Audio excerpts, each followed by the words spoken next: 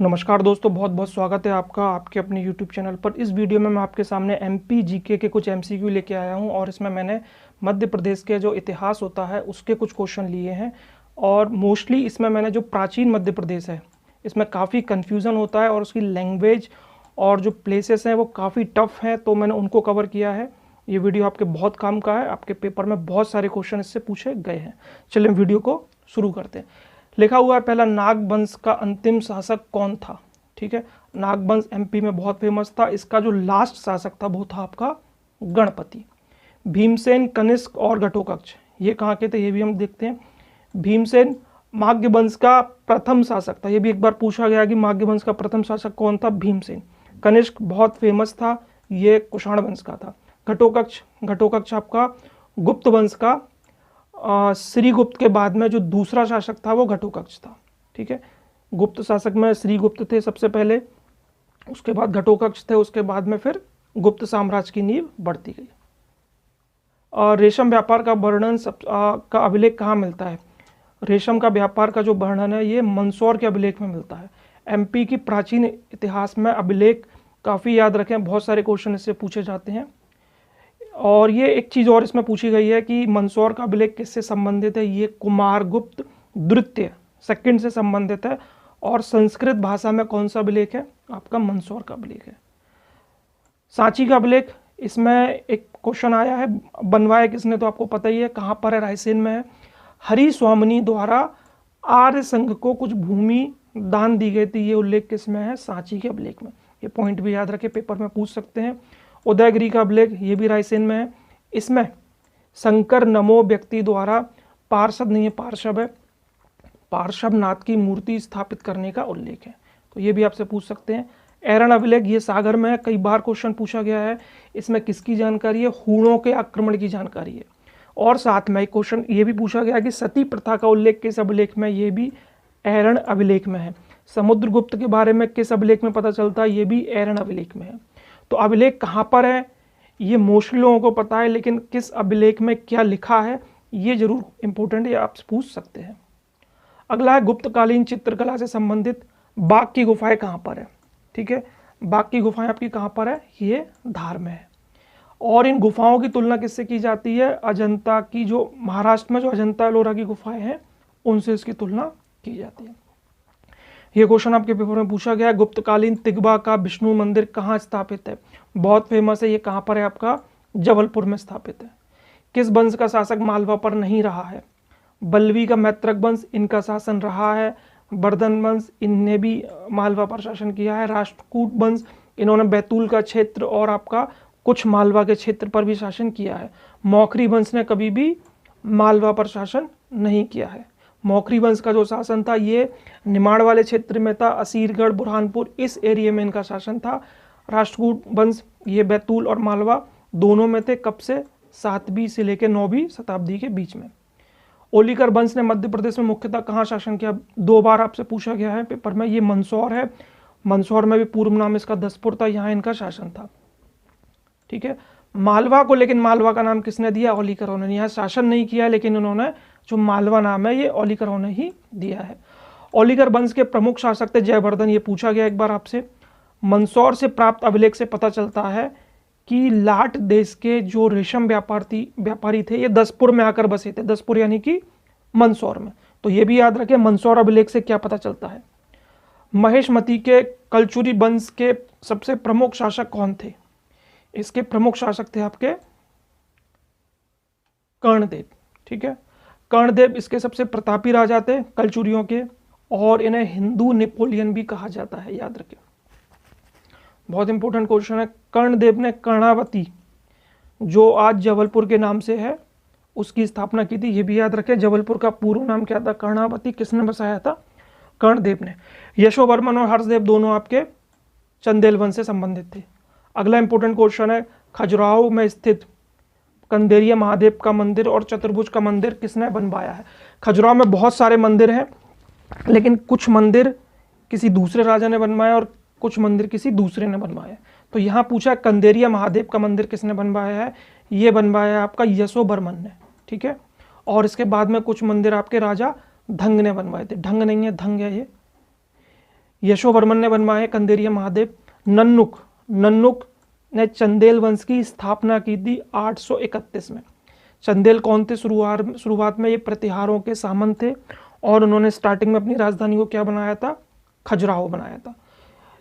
यशोवर्मन ने आपका कंदेरिया महादेव और चतुर्भुज मंदिर बनवाया था, और जो बाकी के जो मंदिर थे ये सबसे ज्यादा राजा धंग ने बनवाए थे। ये सबसे प्रतापी राजा था, याद रखें। क्वेश्चन पूछ लेते हैं कि राजा धंग किस वंश के थे, तो ये भी याद रखें चंदेल वंश के थे। खजुराहो के अधिकतर मंदिरों को इन्होंने बनवाया था। एक क्वेश्चन और पूछा गया है कि किस राजा ने अपने शरीर को गंगा यमुना के संगम में त्याग दिया था, तो वो भी है आपके राजा धंग। परमार्दी देव ये चंदेलों के सबसे लास्ट राजा थे। इन्होंने कुतुबुद्दीन ऐबक की जो अधीनता है वो स्वीकार कर ली थी। और एक क्वेश्चन और पूछते हैं, आलाउद्दौला किसके समय पर रहते थे? ये भी परमार्दी देव के थे। जैसे इन्होंने अधीनता स्वीकार कर ली तो इनके एक मंत्री थे अजय देव, इन्होंने उनकी हत्या कर दी।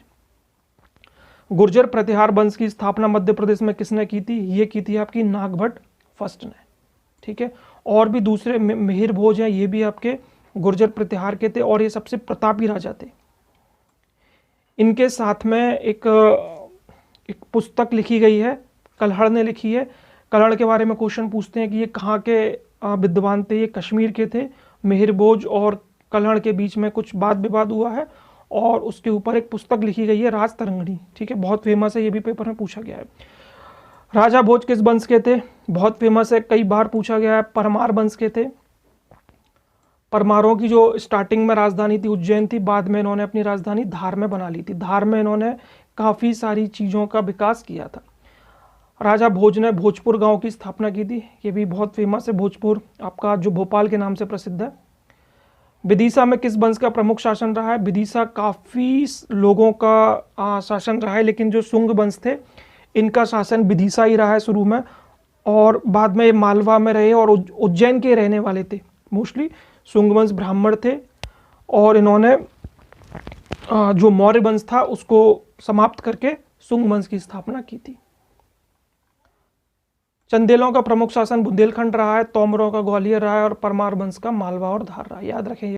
इल्तुतमिश ने उज्जैन महाकालेश्वर मंदिर पर हमला कब किया था? देखिए, इल्तुतमिश 1000 और 1100 शताब्दी में तो था ही नहीं, ये 1200 के बाद ही भारत में आया था, तो इसका जो आंसर हो सकता है 34 या फिर 31 हो सकता है।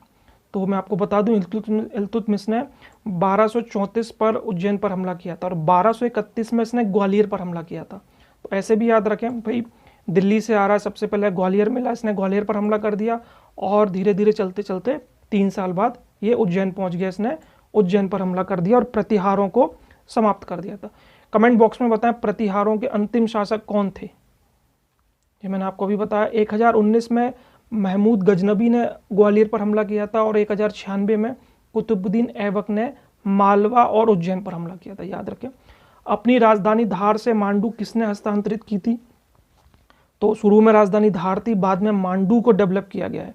मांडू धार में ही आता है और काफ़ी जो घूमने के लिहाज से काफ़ी फेमस जगह है एमपी की। ये होशंग शौरी ने इसको गौरी ने हस्तांतरित किया था। मोहम्मद बिन तुगलक, इसके बारे में कुछ जाने, 1325 में इसने धार के किले का निर्माण करवाया था। अलाउद्दीन खिलजी ने परमार शासकों को 1305 में पराजित किया था। दिलावर खां ने मालवा में, ये जब बीच में लड़ाई हुई थी तो मालवा स्वतंत्र एक मुस्लिम राज्य में स्थापित हो चुका था। ये 1406 में किसके द्वारा? दिलावर खां के द्वारा। अगला क्वेश्चन है, निम्न में से कौन सा गलत है? आपको प्राचीन नाम बताना है। अवंती उज्जैन बिल्कुल ठीक है। चेदी खजुराहो का था। वत्स ग्वालियर का था।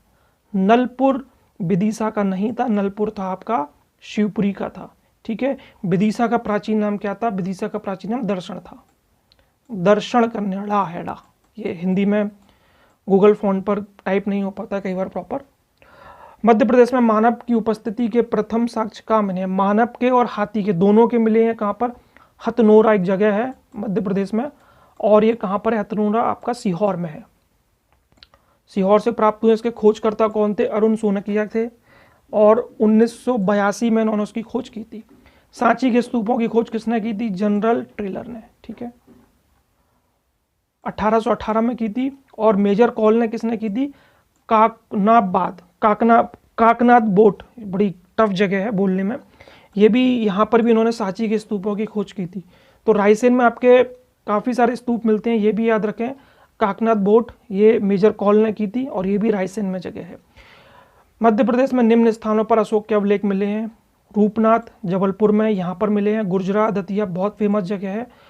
पानगुराड़िया सीहोर यहाँ पर भी मिले हैं। उपरोक्त तीनों जगहों पर मिले हैं। इन सबके साथ में ये जो उनके जो छोटे छोटे गाँव के नाम है, इनके जरूर नाम याद रखें। कई बार हो सकता है आपसे यही पूछ लें कि ये जगह कहाँ पर है। किस वंश ने ओरछा को बुंदेलखंडों की राजधानी बनाया? तो बुंदेलाओं ने बनाया था। ग्वालियर राज्य की स्थापना किसने की थी? ये की थी महादजी सिंधिया ने की थी। मध्य प्रदेश में प्रागैतिहासिक शैल चित्र कहाँ पाए जाते हैं? ये पाए जाते हैं भीमबेटका। भीमबेटका कहाँ पर है? ये रायसेन में बहुत फेमस जगह है, याद रखें इसको भी। कायथा किस नगर के समीप है? कायथा एक छोटी सी जगह है, प्राचीन मध्य प्रदेश का ही हिस्सा था और ये आपका उज्जैन के समीप। ठीक है, ये कुछ ऐसे क्वेश्चन थे जो प्राचीन मध्य प्रदेश से रिलेटेड थे। एक दो बीच में शायद मध्यकालीन आ गया था, लेकिन मोस्टली मैंने इसमें प्राचीन वालों को ही लिया है और ज़्यादातर क्वेश्चन इसमें पेपर में पूछे गए हैं। वीडियो पसंद आया हो तो चैनल को लाइक करें, ये सब्सक्राइब भी कर दें और ये बेल आइकन के बटन को भी जरूर दबा दें। मिलता हूँ बहुत जल्दी अगली वीडियो में, तब तक के लिए टेक केयर, गुड बाय, जय हिंद, जय भारत।